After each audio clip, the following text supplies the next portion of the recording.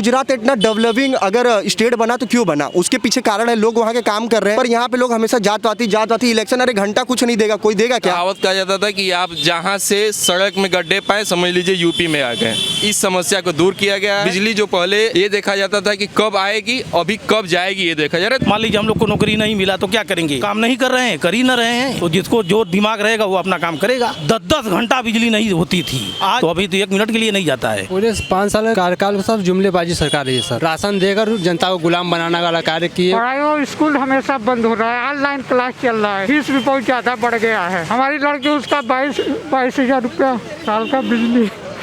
बात जहाँ तक होनी चाहिए सरकार की शिक्षा पर, रोजगार पर, महंगाई पर, स्वास्थ्य पर, ये सब चीज़ों को हटाकर उन लोगों को जो जैसे समझ रहा है उसको ऐसे भ्रमित किया जा रहा है। यूपी, बिहार, झारखंड खाली गवर्नमेंट नौकरी क्यों करता है, यहाँ के बच्चे क्यों गवर्नमेंट में जाते हैं, क्योंकि यहाँ पे प्राइवेट सेक्टर नहीं है। मुंबई जैसे महाराष्ट्र में मुंबई है, पुणे है और चेन्नई है, बेंगलोर है, यहाँ के लोग ज़्यादा गवर्नमेंट में नहीं जाते क्यों, क्योंकि यहाँ पे प्राइवेट फैसिलिटी है। तो कहने का मतलब है कि यहाँ पे गवर्नमेंट तो है ही, साथ में प्राइवेट सेक्टर भी चाहिए। हमारे लोग यूपी से उठ के किसी दूसरे जगह काम करने जाते हो, क्यों करने जाते हैं, यहाँ पे कुछ है नहीं। हाँ, योगी सरकार ने काम किया, मदद किया, पर समस्या क्या है ना, समस्या यहाँ पे जातवादी बहुत ज़्यादा है। सब यहाँ पे जात पे वोट देते हैं, ठीक है। अखिलेश यादव पे अभी अगर बीजेपी आया है तो बीजेपी भी जात पे ही लेके आया है, तो ये बहुत पुराने से, इसके पहले मायावती है। लोग यहाँ के लोग भी वैसे ही हैं, ऐसा कोई नहीं, डेवलपमेंट किसी को नहीं चाहिए। जो भी काम हुआ है, कोई एक सरकार रहेगा तब थोड़ा सा प्रगति पे लोग जाएंगे। एक सरकार आ रहा है, फिर दूसरा सरकार आ रहा है, लोगों को प्रगति से मतलब नहीं है। लेकिन हाँ, हम ये जरूर कहेंगे कि बीजेपी आई है तो प्रगति हुआ है। प्रगति किस चीज़ में, बिजली पहले नहीं होती थी, यहाँ पे 10-10 घंटा बिजली नहीं रहती थी, अभी बिजली है, सड़कें बन रही है। बनारस, आप यहाँ से पहले 4 साल पहले आप बनारस को देखिए और अभी देखिए, प्रगति हो रहा है क्योंकि, और आज से 4 साल 5 साल पहले देश के युवा में इतना जागरूकता भी नहीं थी देश के लिए, लेकिन आज है। क्यों? क्योंकि आज हम लोग देश में विदेश में कंपटीशन करना चाहते हैं। क्यों करना चाहते हैं? क्योंकि हम लोग भी पीछे नहीं रहना चाहते हैं। हमारे में इतना पॉपुलेशन है, चाइना में भी आप देखेंगे कितना सारा पॉपुलेशन है। और अगर देखा जाए तो पूरे मतलब प्रदेश में सबसे ज़्यादा पॉपुलेशन उत्तर प्रदेश में है। तो कहीं ना कहीं हम, और देखा जाए तो देश में ना 65% युवाओं हैं। तो अगर हम लोग युवाओं को लेके चले तो उनके स्किल से हम लोग आगे बढ़ सकते हैं। लोगों को इस बारे में ध्यान। अखिलेश यादव का एक आरोप है, इस सरकार में जो है गरीबी और बेरोजगारी जो है बहुत ज़्यादा बढ़ी है। देखिए, सरकार में गरीबी भी बढ़ी है, बेरोजगारी भी बढ़ी है, ये बात सच है, ये गलत नहीं है, ठीक है। गरीबी बढ़ी, उसका कारण भी आप देखिए ना, 2 साल कोरोना था, ठीक है। अच्छा, और भी देश को देखिए, और भी प्रदेश को देखिए। और गरीबी यूपी में इसलिए बढ़ी है क्योंकि यूपी में पहले से बेरोजगार नहीं था, लोग बाहर जाके काम कर रहे थे। तो जब कोरोना हुआ तो लोगों को अपने घर पे आना पड़ा, तो जब अपने घर पे आना पड़ा तो भैया कोई काम नहीं मिलेगा तो बैठेंगे ही ना। तो कहीं ना कहीं, अच्छा एक बात बताइए, ऐसे तो सब झेला। जो सरकार बस चला के पैसा कमाती थी, वो भी बस तो 2 साल के लिए बंद था, तो सरकार का भी तो इनकम या आय भी वो भी तो बंद था। तो हाँ, गरीबी है, इनको लोगों को कुछ अलग। ये बेरोजगारी जो है कोरोना से पहले भी थी या कोरोना के आने के बाद ही? नहीं, कोरोना के पहले भी थी और थी, मगर कोरोना की वजह से और थोड़ी सी बढ़ गई है। थोड़ा सा और ये लोग काम कर सकते थे कोरोना को लेके, लेकिन जहाँ तक उम्मीद नहीं था कर नहीं पाए। तो मैं यही कहूँगा कि अगर देखा जाए तो हम लोग को और प्रगति पे, उत्तर प्रदेश की प्रगति पे ध्यान देना चाहिए। यहाँ पे कोई जातवादी का नहीं ज़रूरत है हम लोग को। आप जाके किसी दूसरे स्टेट को देखिए, महाराष्ट्र, क्यों महाराष्ट्र इतना आगे है, क्यों आगे है? अरे मैं ये बोलना चाहता हूँ कि महाराष्ट्र में प्राइवेट सेक्टर, पब्लिक सेक्टर सब कुछ है। गुजरात इतना डेवलपिंग अगर स्टेट बना तो क्यों बना, उसके पीछे कारण है लोग वहाँ के काम कर रहे हैं। पर यहाँ पे लोग हमेशा जातवाती इलेक्शन, अरे घंटा कुछ नहीं देगा, कोई देगा क्या? अगर, अच्छा एक बात बताइए, हम लोग को अपने प्रदेश का प्रगति करना है तो हम लोग को खुद काम करना पड़ेगा। हम लोग को खुद के उठ के बोलने के लिए ज़रूरत है। हम लोग को जातवादी की ज़रूरत नहीं है। मेरे अगर अनुसार देखा जाए, अगर मेरे पॉइंट ऑफ व्यू से हम यही बोलना चाहेंगे कि कोई भी सरकार आए, आप लोग उन सरकार को चुनिए जो यहाँ पर उत्तर प्रदेश की प्रगति करे, चाहे वो बीजेपी हो चाहे सपा हो। और ये हम अपने लिए और किसी सरकार के लिए नहीं बोल रहे हैं। कल को हमारे आने वाले बच्चे होंगे, उनके बच्चे होंगे, तो कल हम लोग इस देश में बस खड़े रहे, बस वैसा मुकाम पाए कि ताकि हम लोग का भी प्रगति हो। जो भी सरकार बनती है वो अपने कामकाज के बल पर। अभी योगी आदित्यनाथ भी बोल रहे हैं महाराज जी कि हम लोग जो है 80-20 से चल रहे हैं और हम लोग सरकार बनाएंगे। देखिए, हम लोग सरकार का फैसला सुनाने के लिए यहाँ नहीं है। अगर उन्हें लगता है, और विपक्ष भी अभी, क्योंकि सब लोग चुनाव लग रहे हैं सरकार ही बनाने के लिए, तो अभी से हम लोग भविष्यवाणी करें कि इनकी सरकार बनेगी, तो ऐसा कुछ नहीं कर सकते।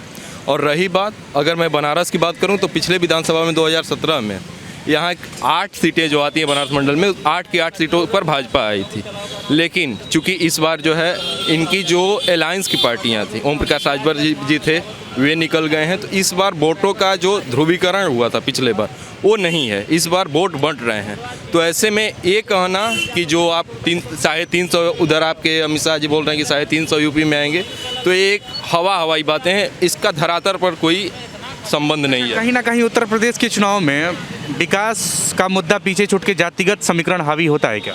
देखिए, कुछ नया नहीं है। यूपी और बिहार खासतौर से भारतवर्ष के 2 ऐसे राज्य हैं जहां पर कि जातिगत चुनाव ही होता है। अगर जातिगत चुनाव ना हो तो मुलायम सिंह यादव जैसे और लालू यादव जैसे नेता न उत्पन्न हो। ये जातिगत समीकरण ही है जो, और सबसे बड़ी समस्या यह है कि हमारी जनता जो है इस तरह भावनाओं में बह जाती है कि वो यादव जी हैं तो भले ही विकास करने वाला एक अच्छा व्यक्ति हो, लेकिन हम उसको वोट नहीं करेंगे। तो बिहार और यूपी में ये जो है जातिगत समीकरण हर बार डाले जाते हैं और भविष्य में भी ये डाले जाते रहेंगे। तो इस बार कुछ नया नहीं हो रहा है। और रही बात विकास की, तो विकास इस योगी सरकार ने किया है, इसको कतई आप नकार नहीं सकते हैं। क्योंकि और ख़ास तौर से बनारस का, जो कि नरेंद्र मोदी जी का संसदीय क्षेत्र भी है, इसमें भरपूर विकास हुआ है। और कई सारे एक्सप्रेसवे बने हैं। यूपी सरकार ने 5 एक्सप्रेसवे पर काम किया है। तो ये एक हिसाब से कह सकते हैं कि इन्होंने बिजली की और सड़क की, क्योंकि पहले एक कहावत कहा जाता था कि आप जहां से सड़क में गड्ढे पाए समझ लीजिए यूपी में आ गए। इस बार इस समस्या को दूर किया गया है। और मैं ग्रामीण सेक्टर में जा करके देखा हूँ कि हाँ, सड़कों पर कार्य हुआ है। और बिजली जो पहले ये देखा जाता था कि कब आएगी, अभी कब जाएगी ये देखा जा रहा है। तो ये 2-3 कार्य हैं जो कि बहुत बेहतर है। गुंडा राज में कितना बदलाव आया पिछले 5 सालों में? देखिए, अगर प्रशासन के गुंडा राज की बात की जाए तो इसमें बहुत हद तक बहुत ही बेहतरीन कार्य हुआ है। और ख़ास तौर से जो यूपी पुलिस का रवैया, हाँ, कहीं कहीं यूपी पुलिस ने, मैं उस पर एलिगेशन लगा रहा हूँ कि उन्होंने जो साधारण व्यक्ति है, जनसाधारण को भी गुंडा समझ करके ज़बरदस्ती की कार्रवाई किया है। आप गुंडों को चिन्हित कीजिए, लेकिन आप जो है, जब कहते हैं ना कि मतवाला हाथी जो है पागल, वो कुछ भी किसी को रौंद देता है, तो कहीं कहीं ये भी कांड हुए हैं जो कि निहायती मतलब बेशर्मी की बात है। और इस पर प्रशासन को देखना चाहिए। लेकिन कुछ हद तक चीज़ें जो हैं वो सही हुई हैं। और जो माफिया गैंग था, जो गुंडा राज था, उसमें कमी आई है, जो कि हमारी बहन बेटियां हैं वो सुरक्षित अभी सड़कों पर चल सकती हैं। इस पर भी एक अखिलेश यादव का आरोप है कि बाबा जी सिर्फ बुलडोजर जो है किसी खास समुदाय पर ही चलवाते हैं। अब देखिए, अखिलेश यादव जी विपक्ष में हैं और लोकतंत्र में एक सशक्त विपक्ष का होना अति आवश्यक है। इसलिए वो उनका एलिगेशन लगाना, वो अगर अच्छा भी रहेगा तब भी करेंगे। वैसे तो उन पर भी आरोप लगते रहे हैं कि वो यादवों को केवल जो है वैकेंसी देते थे, यादवों को जो है अपने जितने जिलाधिकारी हुए यादवों को लेकर के रखे। तो ये आरोप लगाना जो है वो उनका काम है, वो नेताओं का काम है। जनता, ये आरोप इन पर भी लग रहा है कि पिछले 5 सालों में योगी आदित्यनाथ ने अपनी जाति का ज़्यादा विकास किया। देखिए, वैसे तो बाबा लोगों का कोई जात नहीं होता है, लेकिन अगर बाबा पर आरोप लग रहे हैं तो ये मैं नहीं मानता कि इस प्रकार की चीज़ें हुई हैं। क्योंकि अभी इससे पहले लगभग 1.5 लाख जो है सिपाहियों की भर्ती हुई थी। उसमें मैं देखा मेरे जानने वाले कई दोस्तों की, इवन मैं भी उसमें इंक्रीमेंट हुआ था, रनिंग में मैं नहीं हो पाया। तो और मैं जात से ब्राह्मण हूँ, तो मैं इस चीज़ को कैसे कह दूँ कि नहीं। तो ये चीज़ें जो हैं ऐसी, मतलब कि आरोप कोई मतलब नहीं है, ये निराधार आरोप है।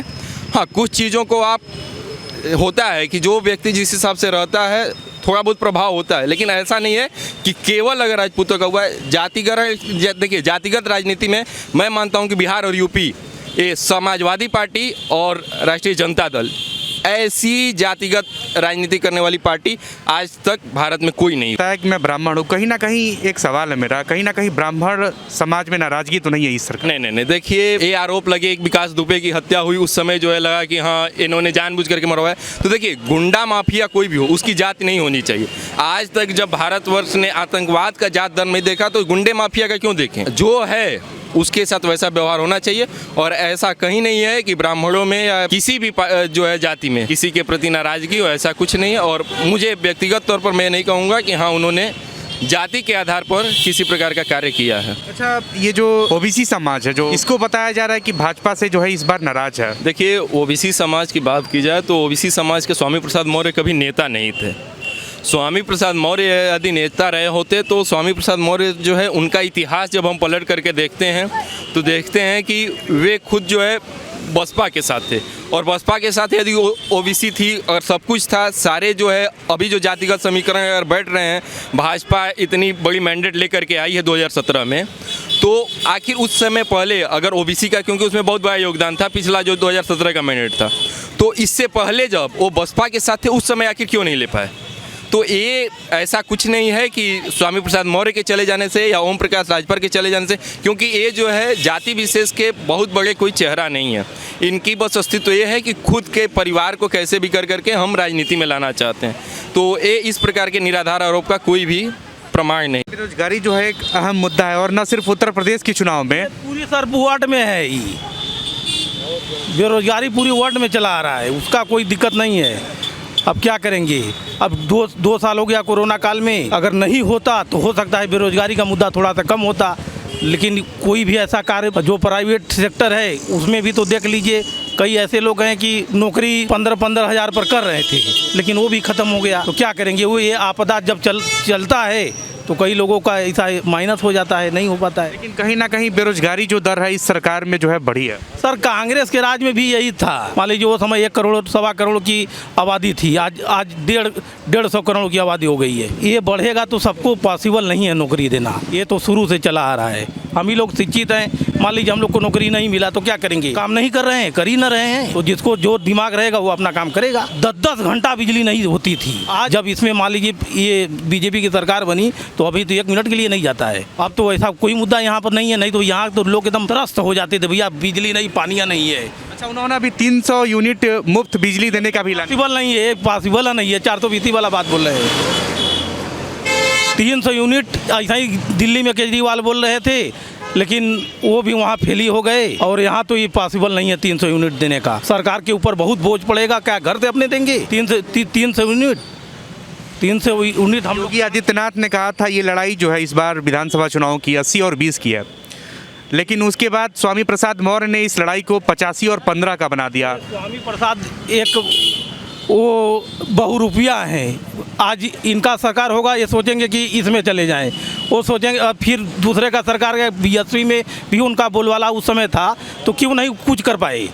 कुछ किए? कुछ नहीं। लेकिन वो तो कहते हैं जहां मैं जाता हूं सरकारें वहीं बनती हैं। घर के बस वो अपने घर के वो देख रहे हैं कि हमारे लड़का को टिकट न मिलने की वजह से ये इसमें सपा में आए, लेकिन सपा में उनका कोई मतलब है नहीं, वो जीतेंगे नहीं, ठीक है। और 300 पार फिर बीजेपी इस बार। लेकिन उन्होंने भाजपा के ऊपर पिछड़े दलितों और अति पिछड़ों के ऊपर उत्पीड़न का आरोप लगाया। उत्पीड़न का आरोप सर ये वो ऐसा कुछ नहीं है, लोग बस ये हवाई वाला बात कर रहे हैं। उत्पीड़न तो अभी तक हुआ नहीं है, बीजेपी के राज में कहाँ हुआ है किसी का? योगी जी के राज में किसी का उत्पीड़न हुआ है? माफिया थरथरा रहे हैं, उसके नाम से थरथरा रहे हैं। बताइए एक भी कोई दंगा हमको बताइए। अखिलेश यादव ने एक गंभीर आरोप लगाया मुख्यमंत्री के ऊपर, इन्होंने 5 साल के अंदर सिर्फ ठाकुरों के लिए विकास किया है, अपनी जाति के। ये सब गलत बात है। हमारे कई लोग SC ST हमारे कई लोगों को नौकरी इसी में योगी सरकार में मिला है, तो आरोप क्या लगाएंगे उसमें? ऐसा तो नहीं है कि मुहर देख के, अरे बिरादर देख के वो काम कर रहे हैं। उसमें यादव का भी नियुक्ति हुआ है, हरिजनों का हुआ है, ब्राह्मणों का हुआ है, सबका हुआ है। ये गलत बात है, झूठी आरोप लगा रहे हैं। पूरे 5 साल कार्यकाल में सर जुमलेबाजी सरकार है, केवल राशन देकर जनता को गुलाम बनाने वाला कार्य किए। वोट बैंक अथवा ये कोरोना काल में वोट बैंक के लिए राशन देकर वह कर रही है, और ऐसा कुछ नहीं।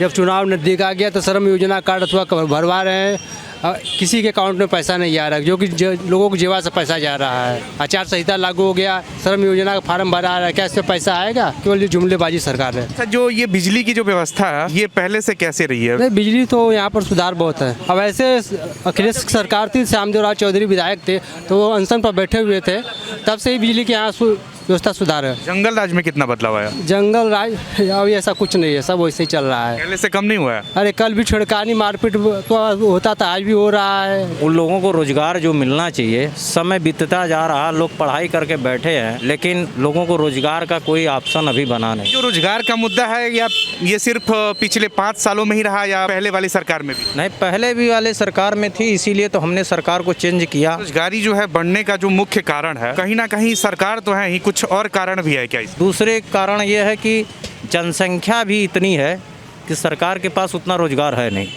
लेकिन जो देना चाहिए वो भी नहीं दे पा रही है। ये उत्तर प्रदेश की राजनीति की बात करें, हाँ हमने देखा है, चाहे वो विधानसभा चुनाव की बात हो चाहे लोकसभा चुनाव की बात हो, यहाँ विकासवाद के जो मुद्दे हैं, राष्ट्रवाद और जातिवाद की जो है पीछे छूट जाता है। राष्ट्रवाद और जातिवाद लेके ते और लोगों को जनता में भ्रमित किया जा रहा है। बात जहाँ तक होनी चाहिए सरकार की शिक्षा पर, रोजगार पर, महंगाई पर, स्वास्थ्य पर, ये सब चीज़ों को हटाकर उन लोगों को जो जैसे समझ रहा है उसको ऐसे भ्रमित किया जा रहा है। किसी को जाति के नाम पे, किसी को मंदिर मस्जिद के नाम पर, किसी को 500 रुपया भत्ता दे रहे हैं उसके नाम पे, किसी को अनाज फ्री देकर, मतलब उनको ये नहीं पता है कि कब तक ये सब चलेगा। क्या उनकी पीढ़ी को भी ऐसे ही लेना होगा कि या उनको रोजगार मिलेगा, उनको आने वाले दिन में अच्छी शिक्षा मिलेगी, अच्छा स्वास्थ्य का इलाज का व्यवस्था मिलेगा। ये सब चीज़ों पे अभी न जनता समझ पा रही है, न सरकार उस पर उतरना चाहती है। 5 सालों में जो है बेहतर कार्यकाल आपको कैसा, किसका रहा, योगी का या फिर अखिलेश का? नहीं देखिए, तो वो अपने जगह पर ठीक है। योगी जो है गुंडागर्दी समाप्त की, इसको आप जान लीजिए। इसके लिए मैं उनको धन्यवाद दूंगा। ये जो डबल इंजन की सरकार है ना, ये जो आप 5 साल की बात करेंगे, 5 साल में ये जो काम की आप बात कर रहे हैं, ये कोई विकास नहीं की है, ये बस केवल एक दूसरे का फीता काटने का काम किया है। कोई ये इनका कोई भी मुझे एक चीज़ आप बता दीजिए कि ये 5 साल में कौन सा ये नया विकास किए हैं, कौन सा नया काम किए हैं, ये बता दें। रोजगार नहीं मिला। तो ये 5 सालों में जो शिक्षा हो, स्वास्थ्य हो, चाहे सड़क हो, चाहे बिजली हो, चाहे रोजगार हो, कोई बदलाव आया है क्या? हाँ, पहले से बदलाव आया है। पढ़ाई और स्कूल हमेशा बंद हो रहा है, ऑनलाइन क्लास चल रहा है, फीस भी बहुत ज्यादा बढ़ गया है। जो पहले बच्चे रहते थे अपना 8-10 हजार, उनको 15,000 20,000 रुपया एक लड़के का लग जा रहा है। हमारी लड़की उसका 22,000 रुपया साल का बिजली